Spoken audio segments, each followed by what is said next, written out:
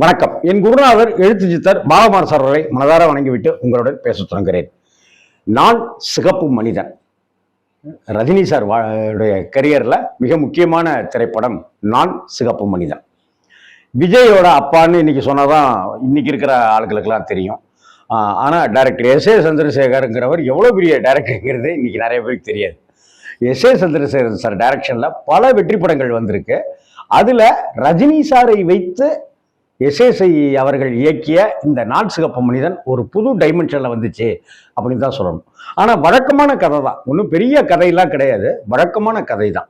பூர்ணச்சந்தர் ராவ் அவர் தான் இந்த படத்தை தயாரிச்சதா ஞாபகம் இருக்கு.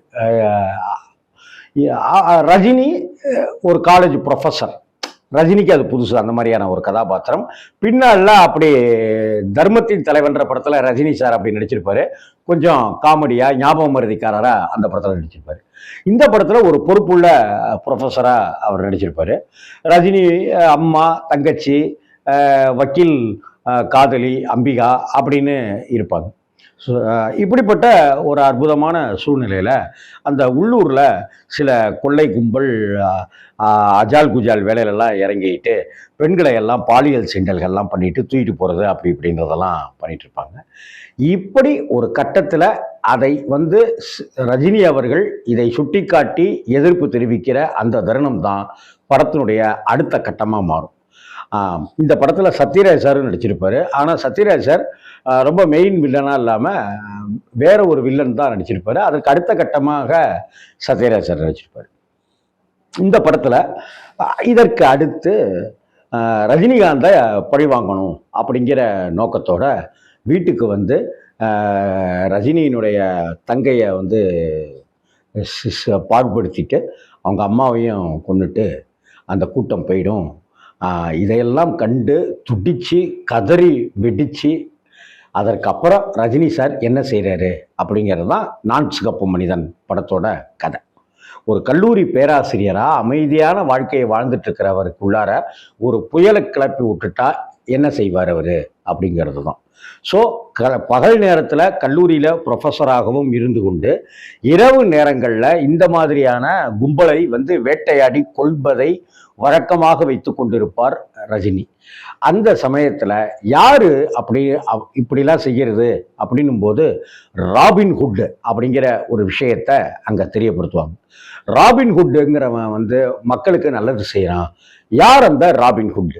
இப்படியான கொலைகள் தொடர்ந்து நடந்துகிட்டு இருக்கே அப்படிங்கிற ஒரு விஷயத்துக்கு போலீஸ் தரப்புல ஒரு துப்பறியும் அதிகாரியை கொண்டு வரணும் அப்படின்னு சொல்லி பார்க்கும்போது சின்ன சேலம் சிங்காரம் அப்படிங்கிற நபரை கொண்டு அந்த பொறுப்பை உங்கள்கிட்ட ஒப்படைக்கிறேன், நீங்கள் பார்த்துக்கங்க அப்படின்னு சொல்லுவாங்க. அந்த சின்ன சேலம் சிங்காரம் அப்படிங்கிற அந்த கதாபாத்திரத்தில் வருபவர் நம்ம பாக்யராஜ் சார். எஸ்.ஏ. சந்திரசேகர் சாருக்கும் பாக்யராஜ் சாருக்கும் நல்லதொரு அண்டர்ஸ்டாண்டிங்கும் அன்பும் மரியாதையும் உண்டு. சொல்லப்போனால் பாக்யராஜ் சாரை அப்படி உயர்ந்து பார்த்து வியந்தவர் எஸ்.ஏ. அவர்கள். அதனாலேயே இந்த படத்தில் ஒரு கெஸ்ட் ரோல் அப்பியரன்ஸ் மாதிரி ஒரு சிறப்பு தோற்றம் ஒரு அப்படின்ற கேரக்டரில் நீங்கள் வரணும் அப்படின்னு சொன்னப்ப படம் நெடுக அங்கங்கே பாக்யராஜ் சார் வருவார். படம் போட்டு ஒரு 3/4 மணி நேரம் கழிச்சு தான் பாக்யராஜ் சார் வருவார். ஆனால் அந்த சின்ன சேலம் சிங்காரம் அப்படிங்கிற அந்த கதாபாத்திரத்தில் பாக்யராஜ் வருகிற இடங்கள் எல்லாம் காமெடி தெறிக்க விட்டுருப்பார். அவருக்கு அசிஸ்டண்ட்டாக செந்தில் நடிப்பார். போலீஸ்காரர் செந்தில், நடிகர் செந்தில் அவர் போலீஸ்கார கதாபாத்திரத்தில் நடிப்பார். இவங்க 2 பேரும் எப்படி எல்லா இடங்களுக்கும் போகிறாங்க, எப்படி வேவு பார்க்குறாங்க, எப்படி உளவு கண்டறிகிறாங்க, அது எல்லாமே சுவாரஸ்யமாக இருக்கும். ஆனால் என்ன நடக்குது எப்படி கண்டுபிடிக்கிறதுனே தெரியாமல் செந்தில் இருக்கும்போது ஆனால் எல்லாத்தையுமே கிட்டத்தட்ட கண்டுபிடிச்சிட்டேன் அப்படிங்கிற மாதிரி பாக்யராஜ் சார் சொல்கிற அந்த விஷயங்களாக இருக்கட்டும். ஆனால் நமக்கு பார்க்கும்போது பாக்யராஜ் சார் என்னையா ஜாலியாக காமெடியாக போயிட்டு வந்துட்டு இருக்காரு, வேர்க்கடலையை சாப்பிட்டுட்டு இருக்காரு. கண்ணாடிக்கு மேலே ஒரு கூலிங் கிளாஸை, அந்த கூலிங் கிளாஸை தூக்கி விட்டுட்டு கண்ணாடியை போட்டுட்டு இருக்காரு.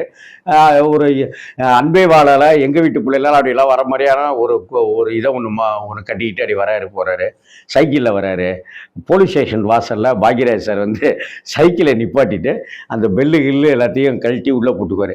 ஏங்க போலீஸ் ஸ்டேஷன் வாசலில் தாங்க நிப்பாட்டுறீங்க, அப்புறம் என்னங்க நாங்கள் இந்த உலகத்தை நம்ப முடியலையா, எங்கே வச்சாலும் திருடுறாங்க அப்படின்னு சொல்லிட்டு வர்றது தான் ஆரம்ப சீனாவே இருக்கும்.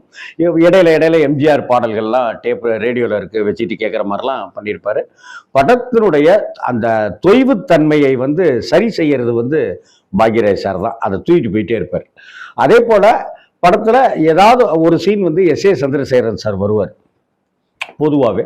அதே போல் இந்த படத்துலையும் அப்படி வருவார். எப்படின்னா, ஆஸ்பத்திரியில் இருக்கிறவங்க அந்த இருக்கிற அந்த கொள்ளை கூட்டத்தை கொல்றதுக்காக ரஜினி வந்திருப்பார் ஒரு டாக்டர் வேடமிட்டு கொண்டு. அப்படி டாக்டர் வேடமிட்டு கொண்டு அப்படி வந்து கொலை பண்ணிட்டு அப்படி போகும்போது, இந்த பக்கமாக போங்க சார் அப்படின்னு சொல்லிட்டு, டாக்டர் சார் நீங்கள் இந்த பக்கமாக போங்க அப்படின்னு. ஆனால் வந்திருக்கிறது ராபின் ஹுட்டு தான் அப்படிங்கிறது அவருக்கு தெரியும். டாக்டர் இல்லை அப்படிங்கிற அந்த வார்டன் கேரக்டரில் இருக்கிற எஸ்ஏசிக்கு தெரியும். இருந்தாலும் அப்படி சொல்லுவார்.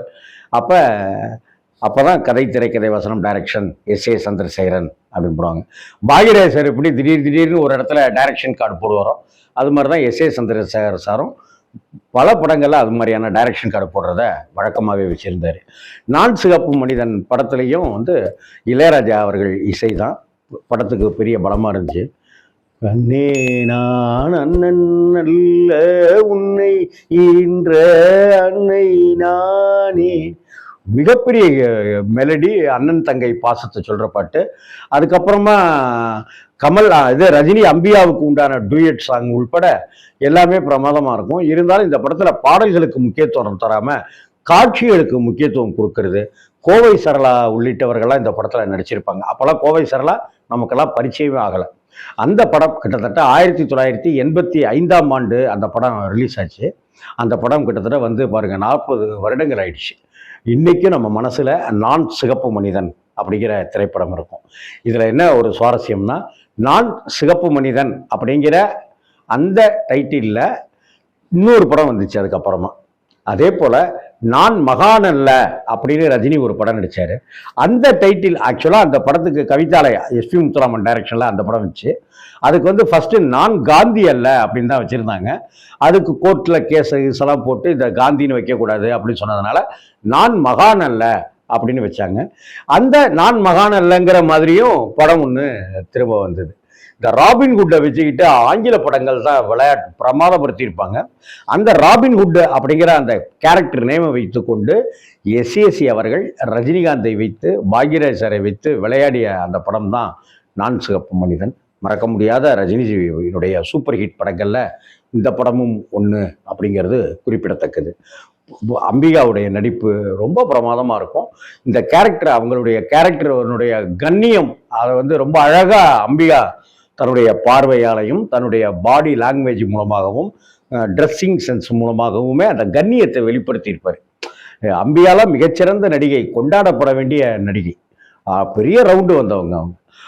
அம்பிகா, ரஜினிகாந்த், பாக்யராஜ் சார், செந்தில், சத்யராஜ், கோவை சரளா அப்படிங்கிற அந்த கதாபாத்திரம், சுமதி அந்த இதில் நடிச்சிருந்தாங்க இல்லையா, சுவரில்லாத சித்திரங்கள் படத்து ஹீரோயின், அவங்க இதில் ரஜினியோட தங்கையாக நடிச்சிருப்பாங்க.